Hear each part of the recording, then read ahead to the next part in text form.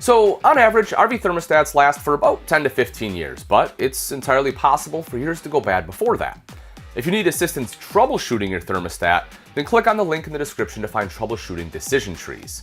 However, to replace your broken thermostat with a like thermostat, follow these next steps, keeping in mind that the exact method will vary depending on your RV and the design of the part you're replacing. Also keep in mind that thermostats are very particular about which ACs they function with, and you'll want to ensure compatibility before install. Alright, the first step is to remove the thermostat's fuse from your electrical control panel. This typically just requires a gentle touch with needle nose pliers.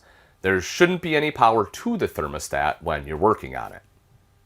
Next, you'll remove the faceplate on the thermostat's housing. At this point, I highly recommend using your cell phone to take a picture of the wiring connections for future reference. Next, you'll want to loosen the wire connection screws and remove the wiring. This will typically require a small flathead screwdriver. After that, remove the thermostat housing screws holding it to the wall.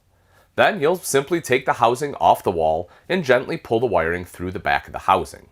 With the old thermostat removed, carefully feed the wires through the housing of the new thermostat and arrange them according to their respective terminals. You can use the photo you took earlier for reference.